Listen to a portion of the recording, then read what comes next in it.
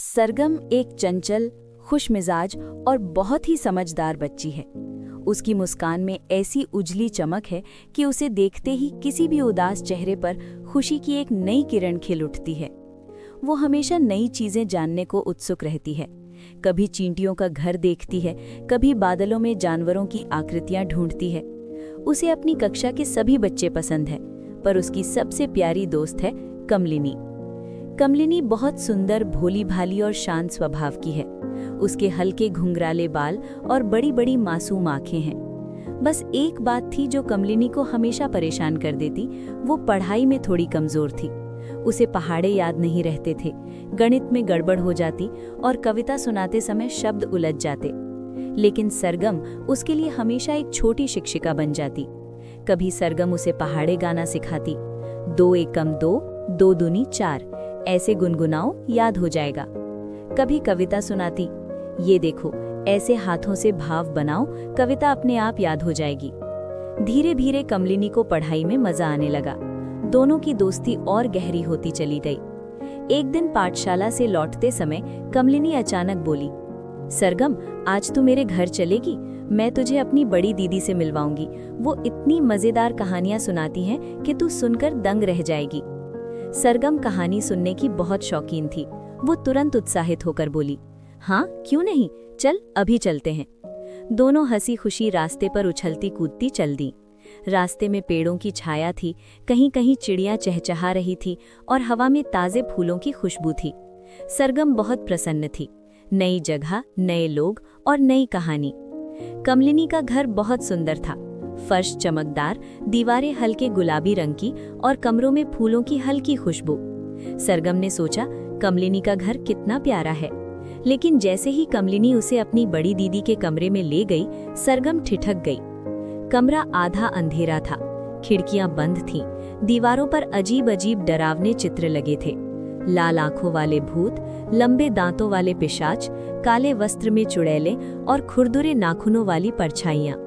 कमरे में धूप का नामो निशान नहीं था। वातावरण ऐसा था मानो कोई रहस्यमयी कहानी बस शुरू ही हो जाए। कमलिनी की दीदी एक कोने में बैठी थी। सरगम को देखते ही बोली, आहा, आज सरगम भी आई है। आओ, मैं आज तुम्हें ऐसी कहानी सुनाऊंगी कि रूह कांप जाएगी। सरगम थोड़ा असहज हुई पर बैठ गई। दीदी ने एक गहरी सांस ली और कहानी शुरू की। घने काले जंगल में एक खतरनाक चुड़ैल रहती थी। वो रात के समय बाहर निकलती, हवा में उड़ते हुए बच्चों को ढूंढती और जो बच्चा अकेला मिलता उसे अपने झाड़ू पर बैठा आसमान में ले जाती थी। हर वाक्य के साथ दीदी की आवाज गहरी होती जा रही थी। कमरे में अंधेरा और गाढ़ा होता जा रहा था। दीदी अचानक जोर से बोली और फिर झट। उन्होंने हाथ पटकते हुए कहा। वो बच्चे को आसमान से नीचे फेंक देती थी। कमलिनी डरकर सरगम का हाथ पकड़े बैठी थी। लेकिन इस बार सरगम भी कांप रही थी।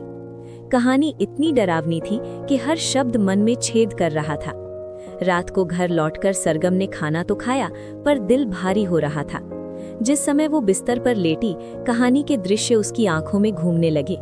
काला जंगल, सिसकती हवा, हंसती चुड़ैल और गिरता हुआ बच्चा। उसने करवट बदली। खिड़की के बाहर पत्तों की सरसराहट हुई। सरगम को लगा कोई आ रहा है। अचानक उसने महसूस किया कि जैसे उसके बिस्तर के पास कोई परछाई खड़ी है।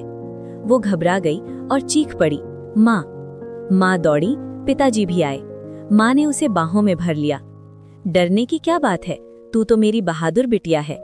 पर सरगम रात भर सो न पाई। अगले दिन पाठशाला में सरगम सामान्य नहीं थी। बसें, बच्चे, मैदान, सब कुछ उसे धुंधला और अजनबी लग रहा था। कक्षा में गई तो दीवार पर लगी तितली की तस्वीर उसे चमगादड़ सी लगी। अध्यापिका की मुस्कान उसे अजीब डरावनी लगी, मानो चेहरा लंबा हो रहा हो, आंखें बड़ी बड़ी हो रही हों। 2 सहपाठी हंसकर बात कर रहे थे, पर सरगम को लगा वे उस पर हंस रहे हैं। वो बार बार पीछे मुड़कर देखती, कोई परछाई न हो। पेंसिल गिरने की हल्की टप आवाज भी उसे किसी कदम की तरह लगती। अध्यापिका ने पूछा, सरगम, तू इतनी घबराई क्यों है? तबीयत ठीक है? सरगम ने धीमे से कहा, मैम, सब डरावना लग रहा है, परछाइयां पीछा कर रही हैं। अध्यापिका चिंतित हुई। उन्होंने पानी पिलाया, बातें की, पर सरगम का मन शांत नहीं हुआ। वो सोचने लगी, क्या सच में चुड़ैल मेरे पास आ रही है? क्या रात की परछाई फिर आएगी? दोपहर की प्रार्थना सभा में सभी बच्चे मैदान में खड़े हो गए। नीला आसमान साफ था, पर सरगम का मन भारी। वो सिर झुकाए खड़ी थी। तभी एक हल्की, शांत, प्यारी सी हवा उसके गाल को छू कर गुजरी। सरगम ने आंखें उठाईं और उसके सामने एक सुंदर प्रकाशमयी आकृति खड़ी थी, प्रेरणा की परी। उसके पंख सुनहरी रोशनी से चमक रहे थे, चेहरा शांत था, आंखें दयालु। उसके आने से पूरा मैदान जैसे एक पल के लिए ठहर गया। परी ने कोमल स्वर में पूछा, सरगम बेटा, तू इतनी घबराई क्यों है? सरगम की आंखें भर आईं। मुझे डर लग रहा है। जो कहानी मैंने सुनी वो मेरे दिमाग में घूम रही है। मुझे लगता है कि चुड़ैल सच में आ जाएगी। परी मुस्कुराई। डर कहानी में था, सच्चाई में नहीं। अगर मन डर के रंग में रंग जाए तो फूल भी कांटे लगते हैं, और अगर मन हिम्मत से भर जाए तो जंगल बियाबान भी बगीचा बन जाता है। सरगम ध्यान से सुन रही थी। परी की आवाज उसके दिल में उतर रही थी। परी बोली, मन डर जाए तो दुनिया बदसूरत लगती है। जैसे धुएं से दर्पण काला हो जाए तो उसमें चेहरा भी अजीब दिखता है। तेरा मन भी डर के धुएं से भर गया है। सरगम ने पूछा, तो मैं क्या करूं? परी ने जादुई छड़ी उठाई और उसके माथे पर हल्का सा स्पर्श किया। सरगम को लगा जैसे उसके सिर से कोई भारी बोझ उतर गया हो। परी ने कहा, अब याद रखना, जब भी तू डरे मन ही मन बोलना, मैं बहादुर हूँ, ये सिर्फ मेरी कल्पना है। फिर देखना डर ऐसे भागेगा जैसे रोशनी से अंधेरा भागता है। इसके बाद प्रेरणा की परी धीरे धीरे सुनहरी किरणों में बदल गई और गायब हो गई। प्रार्थना सभा खत्म हुई। सरगम ने चारों ओर देखा। अब दीवारें सामान्य थीं। अध्यापक मुस्कुराते हुए दिख रहे थे। बच्चे हंसते खेलते एक दूसरे से बातें कर रहे थे। सब कुछ वैसा ही था जैसा पहले था। सरगम की आंखों में चमक लौट आई। उसे महसूस हुआ डर का धुआं हटते ही दुनिया फिर रंगीन हो जाती है। घर जाकर उसने माँ से कहा, माँ, कुछ कहानियाँ सिर्फ मजे के लिए होती हैं, लेकिन अगर हम उनको सच मान ले तो वो हमें डरा सकती हैं। मैं अब वैसी कहानियों से दूर रहूंगी।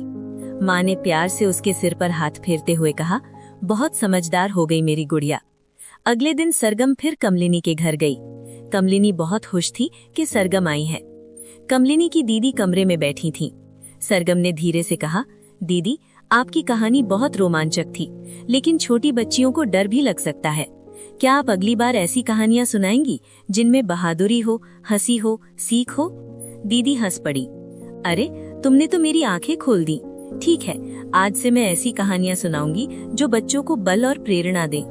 कमलिनी खुशी से बोली, हाँ दीदी, परी कहानियां, जादू, हिम्मत और दोस्ती वाली। सरगम मुस्कुराई।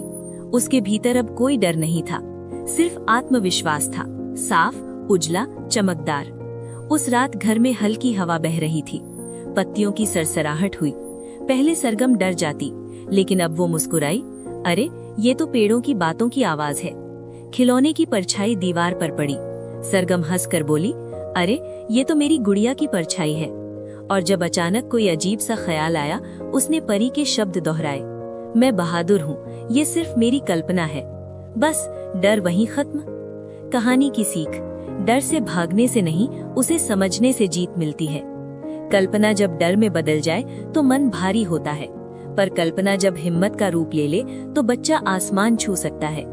सरगम ने सिर्फ प्रेरणा की परी ही नहीं देखी, उसने अपने भीतर की साहस की परी को जगाया, और तब से उसकी दुनिया पहले से भी ज्यादा उजली, सुंदर और जादुई हो गई। वीडियो को लाइक करें, शेयर करें और चैनल को सब्सक्राइब करें। हमारे साथ बने रहने के लिए धन्यवाद।